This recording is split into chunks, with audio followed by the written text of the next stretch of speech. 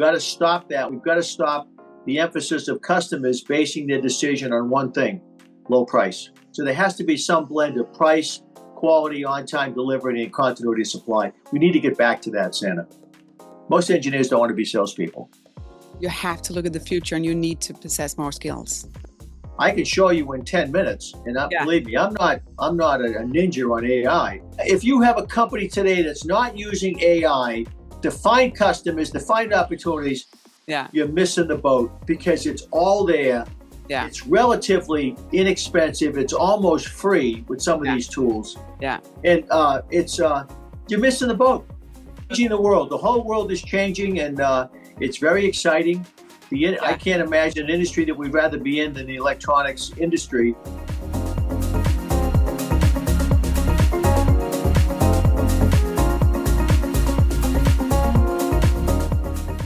The rep model runs on a 30-day contract. Manufacturers can terminate, market can shift, and engineers are harder to reach.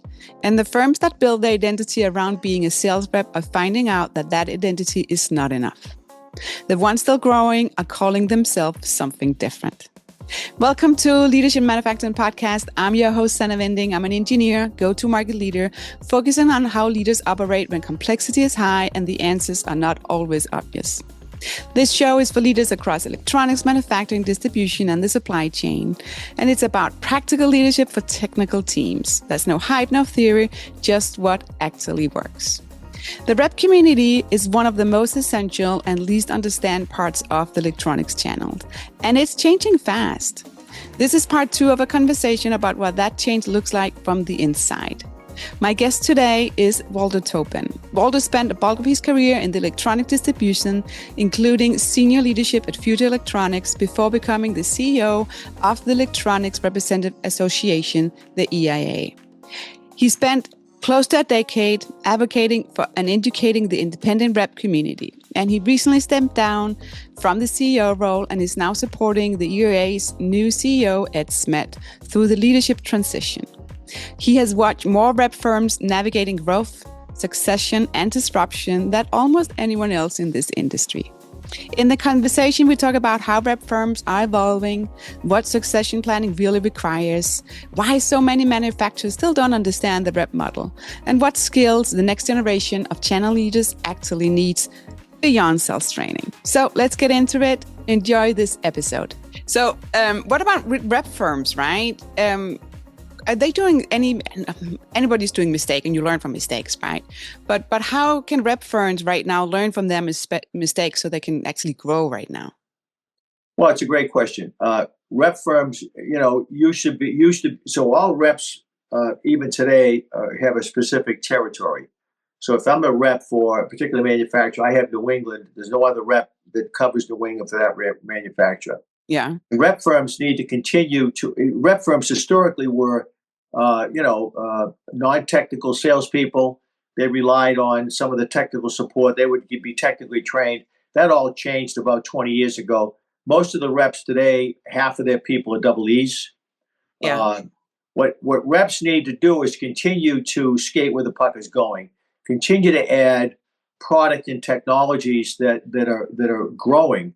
And to use AI to keep them abreast of the technology, not just what is saying, just clip coupons and live off the fact that I've been the rep for this manufacturer for 25 years. Yeah, and just not try to grow. So continue to look at new technology, perhaps value added. So a lot of the reps are selling software.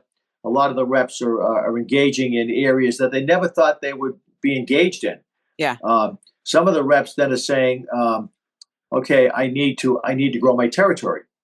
So you can either decide to hire somebody to go into another territory and try to greenfield the operation, or you can look to merge with another rep that may not have a lot of product conflicts. So a lot of that is happening. The local reps are becoming regional. The regionals are becoming multi-regional. And I think that what they're learning is they need to continue to evolve. It's interesting. Most of the rep contracts that we have, they have anywhere from a 30 to 90-day termination clause. Yeah. So if I'm a rep for your line, you can terminate me in 30 days, based on the contract. and then I'm out. Yeah. So how do you continue to work under that, the sort of Damocles with over your head that you could be out of business in 90 days? You need Yeah. to continue to show value, you need to invest in Yeah. systems, CRM systems, be able to manage the data. And the other things here, the other big change for reps is that in the old days, I would rely on the manufacturer to send me leads. Yeah. Hey, Mr. Manufacturer, I need more leads. You're running ads. I need more leads, need more leads. Now the manufacturer's saying, no, Tobin, you're the rep. You need through all the you need to give me leads. The leads have to now go from the rep up to the manufacturer. That's a big change. Yeah. And reps that don't do that today will lose to a rep in the territory that's doing that. Yeah. So they need to look at their digital presence. They need to look at their tools, the training of their salespeople, the technology, the ability to sell technology. Yeah. And the last point is, in many cases, the manufacturer's reps, they're trying to hire engineers coming out, and they'll talk about a sales position. Most engineers don't want to be salespeople. No. But we've got the better reps saying, hey, we're a consulting company. We're a consulting firm. How would you like to come to us and be a consultant and help engineers design in technology? That kind of resonates with a lot of the reps. Not that you're lying to them, but that's exactly what you are. You're a consultant. Yeah. Yeah. Changes the whole game. Yeah. You're not in sales. You're helping design in. That's a good way to actually to frame it. I also think, and I've seen some of the companies, right, some of the reps turning in to be much better with marketing, right? Being better to communicate, being better to show, how can they actually bring that value, and that also opens up, that relationship with their customers, because now they bring that value, right? It's not just saying, oh, new product from this manufacturer, or new product from that manufacturer. They actually are leaning in and learning more, but there's so much more to do, but you have to do it now, right? Because it's moving so fast. Right. If a manufacturer customer clicks on a website for a rep and they get a picture of a PC board and it says, thanks for clicking on a website, fill out this bingo card, call 1-800-GET-LOST. They'll click out of the site. By the way, and if they can't find a list of the manufacturers on the website, they can't find the people. Yeah. Because some reps, even today, they'll say, I don't want to show my lines on the website. Yeah. I don't want to show my people. Yeah. This is the world of digital marketing, and you have to. People want to see that right away. I want to be able to pick up the phone. Yeah. I want to call Sannah's cell number. Yeah. I have a question and get the answer rather than send an email. Yeah, right. And you don't know if you're getting. Yeah, and then you don't know. info@tobinrep.com. Nobody answers those.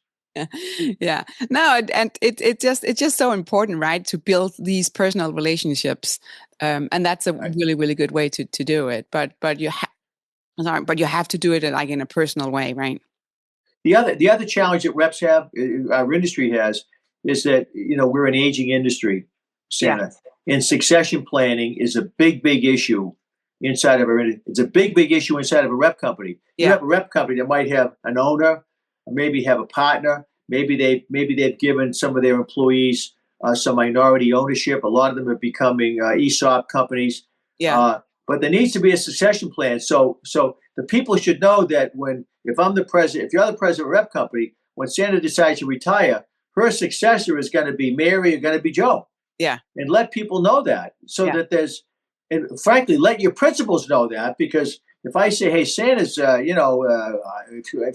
something happens to her, we may have to look at another rep company. Let the principals know your succession plan. It's really key. Yeah, I like that. Yeah. What about if you look just at younger manufacturing companies, right? They sometimes misunderstand this rep model. How can we get them back into and understand it? So we got a lot of them are really totally unaware of the rep model. I know that at ERA we spent a lot of time educating manufacturers on what a manufacturer's rep is. Yeah. I know that we've got about 275 manufacturers that are members of ERA, and they come to ERA to learn just that. How do I deal with reps? How do I find reps? How do I keep reps? How do I motivate reps? But it's a challenge because many of these people don't have any idea of the outsourced sales model, and you try to explain it to them, and in many cases they'll say, well, how do I motivate them? How do I pay them? Well, you pay them maybe a little bit of a market development fund, but you motivate them by giving them strong sales training, by giving them collateral, by giving them products that the customers are going to want, but by supporting them with training, and don't just abandon them. And every 3 months you come in and say, where are the opportunities? Yeah. So that's a lot of what ERA is doing to try to educate manufacturers. Some of the manufacturers want to put a rep on. These are small manufacturers. They want to pay them nothing, and want to pay them just when they get orders, and say, well, it's going to take me 3 to 6 months to introduce your product to the market. Yeah. Who's going to pay me to do that? Well, when you're out there with your other products, just mention my product. Yeah. Okay, so you want me to have other suppliers pay me to introduce your product while you're paying me nothing. So it's a little bit of an education. Yeah. Try to educate them on the independent rep model. I know we have a little video on the ERA website that shows the independent rep model, and it's really resonating. Yeah. That it's a variable cost of sales versus fixed. Fixed, yeah. So it's good, right, to have the ERA, to have this like communication, but also you can actually ask the questions, and you can actually see within this group, right? You can talk to other manufacturers, and you can talk to reps and understand, what is the upside and what is the downside. I'm sure there's both, right, in certain areas. And that's the benefit of the. We just had a big conference in Austin. Manufacturers get together and talk to each other. Yeah. Most manufacturers have rep councils. Yeah. And they'll get the reps together and say, okay, what am I doing right? What am I doing wrong? What do you need? Yeah. And so that's been the more successful manufacturers have rep councils, because they listen. This is your sales force. Yeah. They're not like the people that you hire to run your kitchen or your cafeteria. This is your sales force. Treat them like your salespeople, because that's who they are. Yeah. And listen to them. Yeah. I'm pausing the show because I want to make sure you signed up for the newsletter. Every week, I share what I've learned for Leadership Manufacturing Podcast Conversation. And AI is all over, right? And AI is not what makes leadership hard in this industry. It's the human part. And that's what this newsletter is built around. So sign up, go to leadershipmanufacturing.com. Back to the show. Yeah. And I think the organization is also great, right? Because yes, we do compete, right? It's not that. But it's also this organization brings everybody together, which is just an awesome way. It's an awesome network. So, Right. What about, I know we talked about, you're saying with skills, right? I want to touch on this a little bit more. And you're saying better sales training, right? We're like repeating it. But if you have to look outside and you cannot say sales training, okay, what skills will then matter the most for the next generation of rep leaders? I think to come up with some program to give regular technical training to your salespeople, not manufacturer training, but technical training. I'm not a double E, and I wish I had taken in my career some technical training to make me a little bit more confident in being able to engage with the engineers. So I think training that companies come up with that's not manufacturer focused, but it's generic. It's generic technical training, not sales training. Yeah. To make the people become more technically competent, because that's what your customers want. They want someone that goes in and can come in and talk the talk, rather than say, "Hey, Sannah, you know what? I'll have to get back to you. Let me get my engineer in here. Then why did you come in?" Yeah. So I think that in addition to the sales training, but it needs to be some technical training, ongoing technical training, relationship training, and all that needs to happen. Yeah. In most companies, if you came to me and said, "Hey, well, we come up with sales training, want to send it to the sales training," I'll say, "Sannah, I've been doing this a long time. I don't need sales training." Well, the fact of the matter is, I've probably been doing it wrong for 30 years. So everybody needs to go. Yeah, a refresher, everybody needs technical training. Yeah. Yeah. Everybody, if you have a company today that's not using AI to find customers, to find opportunities, you're missing the boat, because it's all there. Yeah. It's relatively inexpensive. It's almost free with some of these tools. Yeah. And you're missing the boat. Yeah.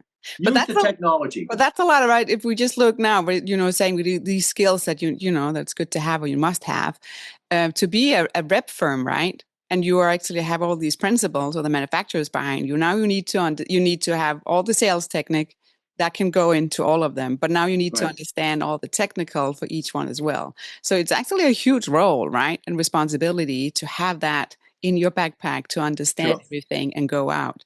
So it's I think there's a lot of kudos to all the reps leaders here. Manufacturers want two things.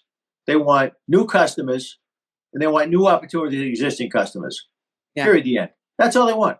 Yeah. They want to get new.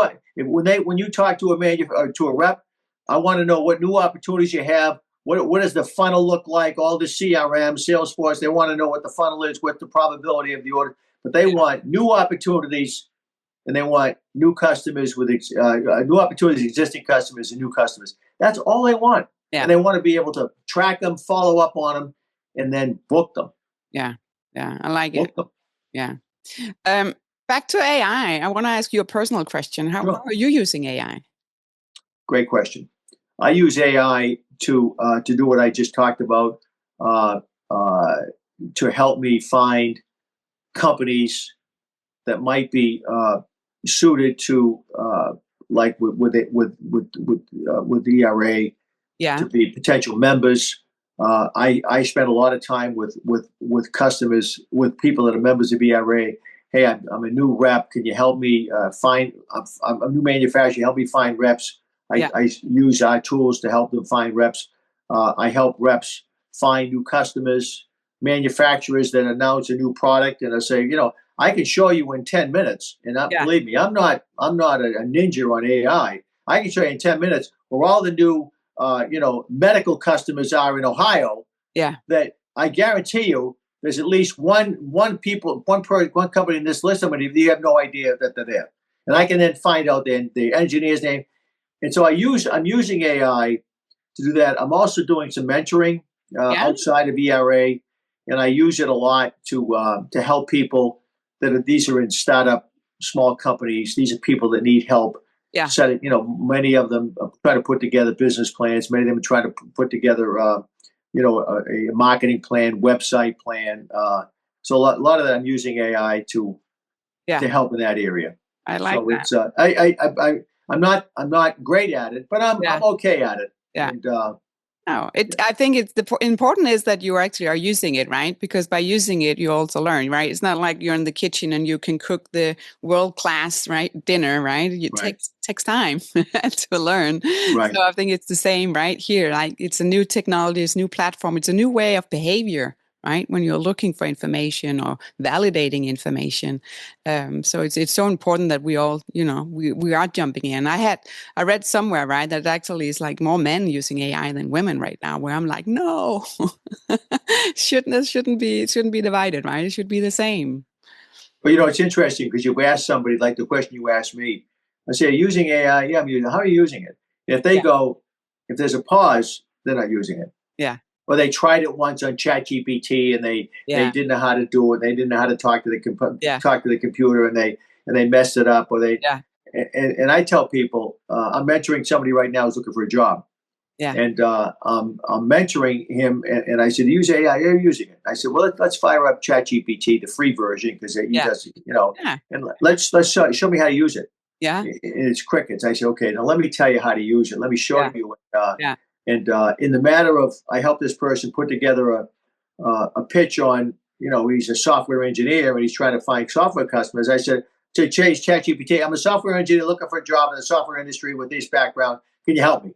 And all of a sudden, and back and forth, and you get like 6 pages of suggestions on how to go find a job. And the person will say, wow. I said, well, wow is right. But again, it's a tool, Sannah. Yeah. It's not the end all and be all. You can't hit send and expect it's going to go get opportunities. You have to take it that last mile. Yeah, that's last mile. No, I think it's you have to use it. I love it. I'm an engineer, right? So I'm like already like processes and how can I do that? Right. So it's for my brain. I love it. It's really great. And I also used it to learn new skills, right? Learning new software. And you can go, and I love YouTube. I love YouTube. You can find so much where people will explain or teach you. But sometimes it's like, what they showed in this example, right? is not exactly what I have or what I'm Right. looking for. So then I can just take screenshots, right? Or I can write and saying, teach me this. And then and it will say, oh, go to this in this corner, right? And I'm like, it's not there, right? And it Sure. doesn't yell back, which is really good. Then you can say, I can't see it, right? Right. It's really patient. That's good for me sometimes. Yeah. But I've learned it over a couple of times, right? I've learned new skills to create something new with the software where I'm like, wow, right? If I could have went somewhere, right? I could, and it's still good to get real training, if you want to say that, Sure. but in-person training, right? That's also good because that gives you another perspective. But just to get off the ground here, I'm amazed how AI can help you. It's actually a great tool, to help take that. Instead of starting at step one, you can start at step 4. Yeah. And Yeah. give you all the basics of Yeah. where you go and how to do it. And Yeah. like this fellow is looking for a job, I've Yeah. given him a lot of ideas. He's just sitting there looking at a blank screen. How do I go find a job? Now I've given him the tools that, okay, this is step 2, step 3. Yeah. But you got to do it. Yeah. Yeah. No, You got to do it. You have to do the work, not Yeah. AI. No, not AI. No, it is, right? You're the driver here. It's changing the world. The whole world is changing, and it's very exciting. I can't imagine an industry that we'd rather be in than the electronics industry, but it's under challenge. The model's not sustainable. The profit margins, it's a race to the bottom. We've got to stop that. We've got to stop the emphasis of customers basing their decision on one thing: low price, PPV, low price. There needs to be a reintroduction of base a decision on, hey, what's Tobin's quality? What's his on-time delivery? What's the continuity of supply? Because what good is the low price if you run out, or if the parts are bad? Yeah, you'd spend millions to redesign the product or find product on the open market. So there has to be some blend of price, quality, on-time delivery, and continuity of supply. We need to get back to that, Sannah. Yeah, we do. I also want to talk about, because you had like a front row seat, right? I think we can say that in this industry for decades. No, you have. Come on. Right. So if you look at that, what are you most proud of when you look back? Wow. I think the fact of helping. So I was in distribution most of my career until the last 10 years at ERA. Yeah. I think to help the transition of distribution become a lot more of a professional industry over the 40 years that I was in it. We're not running around with just baseball tickets and lunches in our pocket. We become very technically competent. I did a lot of sales training with different distributors that I worked for. We become a lot more professional. We saw the need of trying to not only know your value but articulate your value to customers. Say, listen, I know the price is 15 cents, but look what you're getting for this. And, I lost a lot of orders by trying to do the total sell. So I think I'm proud of helping the distributors become a lot more, I don't want to say polished, but a lot more of an accepted source. The people in distribution today are very technically competent. They're very sound. They're very smart. A lot of them are engineers. I think specifically the last 10 years, I think I've been proud of bridging the gap between the reps community and the distributors to make sure that they're aligned with the manufacturer, and those three, what we call legs of the stool, to call on the customer. Yeah, that really has been something I've been very proud of to stop the Hatfield and McCoy infighting between the reps and the distributors. And I use the term, you may be competitors, but you're not adversaries. Some of my best friends when I was in distribution were either other distributors or certainly the reps that I may be with supplier A and they're the rep for supplier B. And we're competing for that socket at the customer, but yet we may be partnering another socket at the customer. So we're friends. Yeah. So I think a lot of that to really send the message that it's a great industry, of camaraderie. While we're all working hard, I think it's. I'm very proud of the fact that I've helped in a small way to do that. Oh, I love that. That's a really good perspective on it. I have my last question. Sure. So, if you could give like one advice, right, to the next generation that's entering this electronics industry or the channel, what kind of advice would that be? I would say